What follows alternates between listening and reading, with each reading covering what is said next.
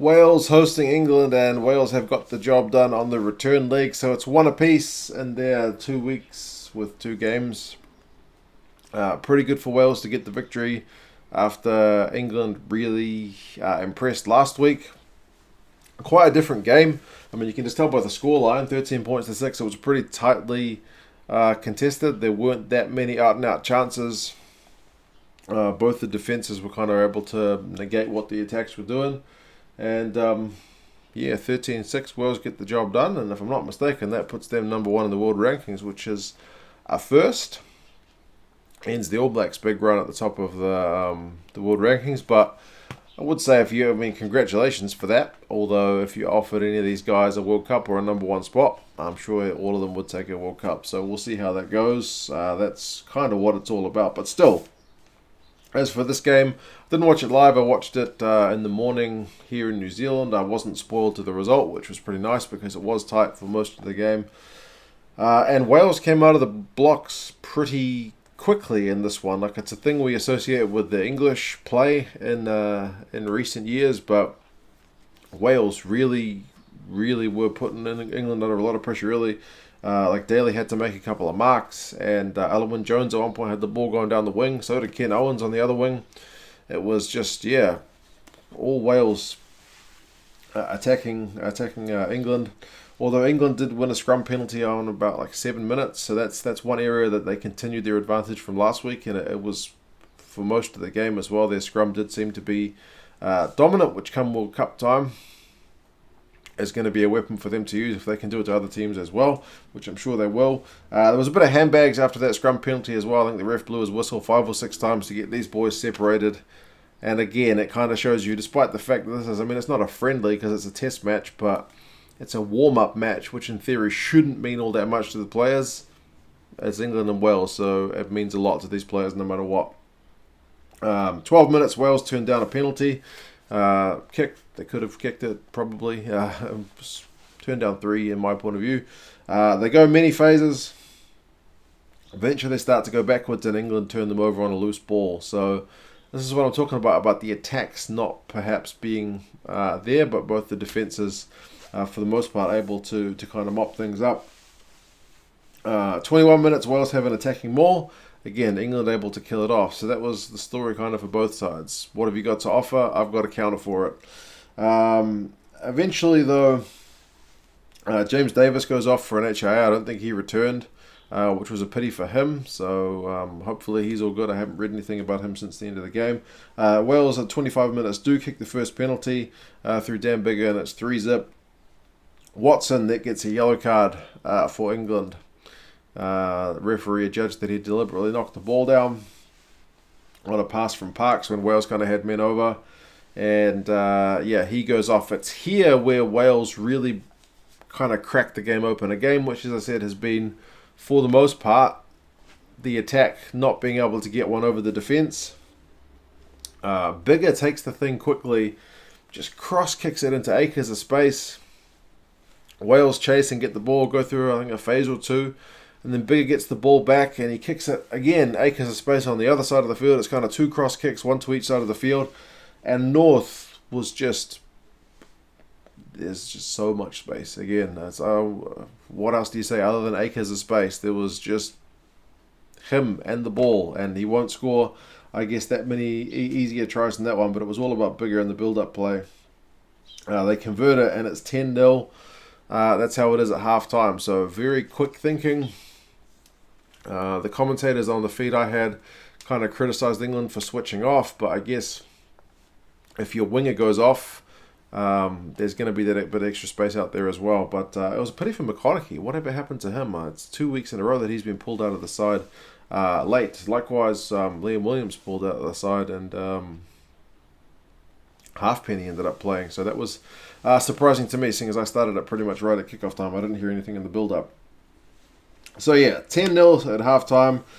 Second half, the yellow card comes to a conclusion, and there's no more points conceded. So it's 7 points that England concede during the yellow card. And when you look at that scoreline, that actually seems fairly costly. Second half, Wales' defence is pretty immense. This is the story of the game again. I keep harping on about it. They hold Billy Vunipola up in a tackle, which takes a fair bit of effort and commitment from the guys. So they did that. England bring on Cole and Marla for the scrum, and immediately they win a scrum penalty. So again, even their reserves able to do a job at scrum time, which is encouraging for them. 50 minutes, Ford kicks a penalty after a big scrum. And a ruck turnover makes it 10-3. Farrell comes on. He comes on at 12. And immediately he and Billy V hold up George North. And again, this is what I'm talking about, the commitment of the defence. It's not easy to hold up Billy. It's not easy to hold up George. But both sides did it to each other in fairly quick succession. So defensively very committed. 56 minutes. Ford kicks another penalty to make it 10-6. Ludlam on 60 concedes a penalty. Halfpenny takes a long range shot and he misses it. Farrell moves to 10 when Tuilangi comes on at that point as well, and about the hour mark. Bigger on 62 minutes went down. It looked like his shoulder was pretty sore, but they didn't take him off. He didn't go off until 75 minutes when Evans came on.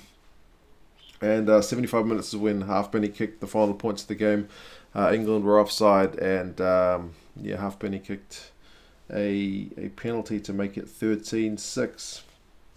Towards the end, England did win a penalty in Wales' half. They tapped it, so they tried to go quick.